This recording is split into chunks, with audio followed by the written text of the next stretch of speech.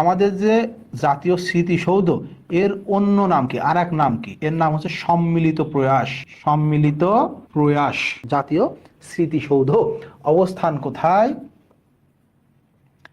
অবস্থান কোথায় বলছে ভাই? ঢাকা সাভারে। কোথায়? ঢাকার সাভারে অবস্থিত, তাই তো? ঢাকার সাভারে অবস্থিত। এখন তুমি যদি বলো এর অন্য নাম কি, আমাদের যে জাতীয় স্মৃতিসৌধ এর অন্য নাম কি, আর এক নাম কি? এর নাম হচ্ছে সম্মিলিত প্রয়াস। সম্মিলিত প্রয়াস। ওকে, সম্মিলিত প্রয়াস। এটার স্থপতি, পদায়সী, স্থপতি, দন্ত শয়তা একসাথে লাগাই না। স্থপতিকে, স্থপতিকে বলতো? জাতীয় যে আমাদের স্মৃতিসৌধ আছে, আমাদের স্মৃতিসৌধের স্থপতিকে, জাতীয় স্মৃতিসৌধের স্থপতিকে আমরা জানি কি? সৈয়দ মাইনুল হোসেন, তাই তো? সৈয়দ মাইনুল না মইনুল, আল্লাহ ভালো জানে।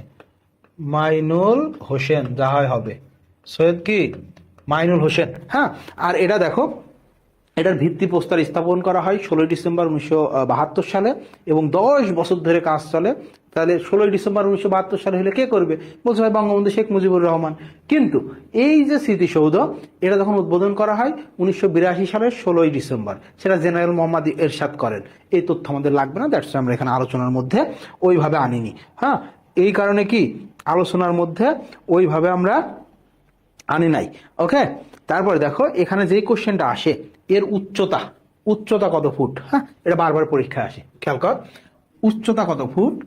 উচ্চতা এখান থেকে যে কোশ্চেন আসে সেটা হচ্ছে তোমার উচ্চতা 150 ফিট, বা তোমার হচ্ছে 45.72 মিটার, মানে 46 মিটার আর কি। ওকে, দেখো এই 45.72 মিটার তুমি পাবে না হয়তো, পরীক্ষার অপশনগুলো আসে 46 মিটার আর কি। পরীক্ষায় অপশনে আসে 46 মিটার সবসময় আসে। ওকে, তাহলে কি অবস্থান সাভারে, অন্য নাম কি সম্মিলিত প্রয়াস।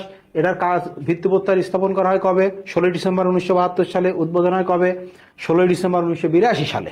16 ডিসেম্বর 1982 সালে। এটার স্থপতিকে সৈয়দ মাইনুল হোসেন।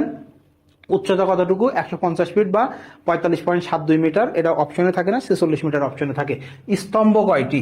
এই যে স্তম্ভ কয়টি, ধরুন তো শয়তয় মৈভ, স্তম্ভ, স্তম্ভ কয়টি? 7টি। হ্যাঁ, জাতীয় স্মৃতিসৌধের স্তম্ভ কয়টি? বলছি ভাই 7টি। 7টি স্তম্ভ দেখো, এই যে 7টি স্তম্ভ।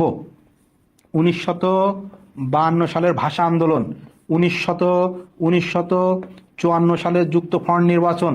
ওকে, এরপরে 1956 শাসনতন্ত্র আন্দোলন, 1956 সালের শাসনতন্ত্র আন্দোলন, 1962 সালের শিক্ষা আন্দোলন, 1962 সালের শিক্ষা আন্দোলন।